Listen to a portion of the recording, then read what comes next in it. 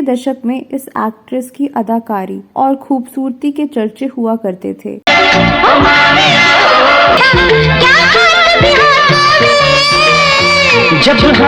कमल हसन जिस हीरोइन के लिए ये गाना गा रहे हैं, आप उस भोली सी और खूबसूरत सी लड़की को भूल तो नहीं गए। और अमोल पालेकर की सुपरहिट फिल्म नरम गरम में शत्रुघ्न सिन्हा को चाचा चाचा बोलने वाली लड़की क्या आपको याद है? सुनी है चाचा जी बतलाने वाली है, एक बात सुनी है चाचा जी। आज मैं 80 के दशक की मशहूर एक्ट्रेस किरण विराले के बारे में बात करने जा रही हूँ, जिन्होंने अपनी मेहनत के बलबूते न सिर्फ बॉलीवुड में बल्कि नाटक की दुनिया में भी कामयाबी हासिल की। लेकिन बहुत जल्द ही उन्होंने फिल्मों में काम करना बंद कर दिया। आखिर उनके साथ ऐसा क्या हुआ कि उन्हें फिल्मी दुनिया से दूरी बनानी पड़ी? इस वीडियो में मैं इसी एक्ट्रेस की जिंदगी के बारे में बताऊंगी, तो आप बने रहिए हमारे साथ।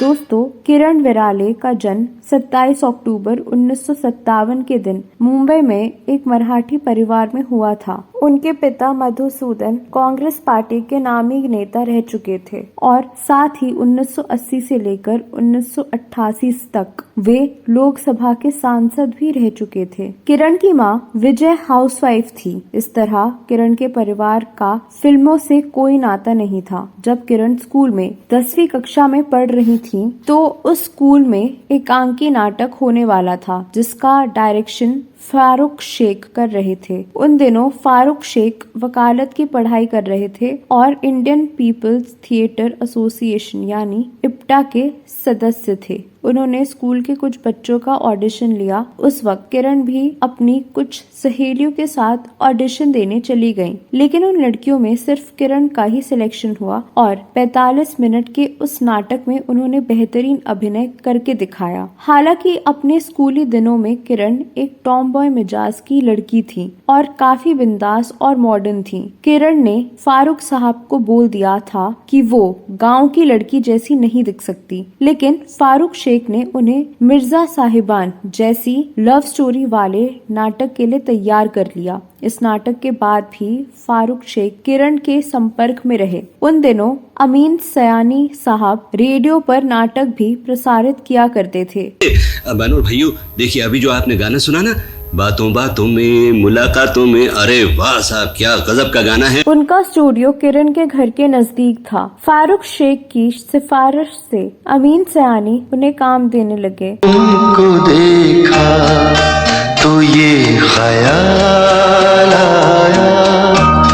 वैसे तो फारूक शेख को हम लोग उनकी फिल्मों के दमदार एक्टिंग के लिए ही जानते हैं, लेकिन एक्टिंग के अलावा वे नाटक भी बनाते थे, पढ़ाई भी करते थे और उनका खुद का बिजनेस भी था। स्कूली पढ़ाई के बाद आगे की पढ़ाई के लिए किरण ने सेंट जेवियर्स कॉलेज में दाखिला लिया, जो नवोदित कलाकार के लिए उस जमाने का सबसे अच्छा कॉलेज हुआ करता था। फारूक शेख द्वारा बनाए गए हिंदी नाट्य मंच के साथ किरण ने नए नए नाट्य प्रयोग किए और IPTA ने भी उन्हें अपना सदस्य बना लिया। उन दिनों प्रोड्यूसर्स नाटकों के लिए पैसे लगाने से बचते थे, इसलिए कलाकार खुद अपने खर्चे से नाटक बनाते थे। इप्टा में रहकर किरण को सागर सरहदी, सत्यदेव यादव, AK हंगल, उत्कर्ष मजुमदार जैसे जमीन से जुड़े नाटककारों के साथ काम करने का मौका मिला। इप्टा में रहकर उनका पहला नाटक संभोग से समाधि तक आया, जो उस जमाने में एक विवादित नाटक माना जाता था। किरण जी 1975 से लेकर 1984 तक इप्टा की सदस्य रही और वह सिर्फ इप्टा के लिए ही काम करती थी, लेकिन इस बीच उन्होंने फिल्मों के लिए भी काम किया। साथ साथ और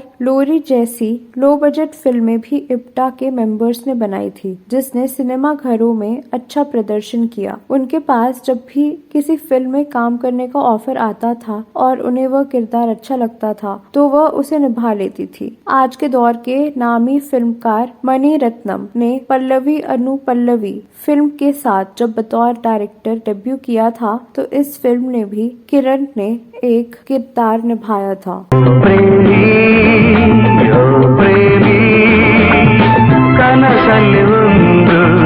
उन्होंने साथ साथ प्रेम रोग, अर्थ नमकीन, शुभ कामना, एक जान है हम, पल्लवी, अनुपल्लवी, धत तेरे की, लोरी, हम हैं लाजवाब, जवाब, सागर, सवेरे वाली गाड़ी, आज छल्ली मुट्ठी में, गलियों का बादशाह जैसी कई फिल्मों में अभिनय किया। बाकी चली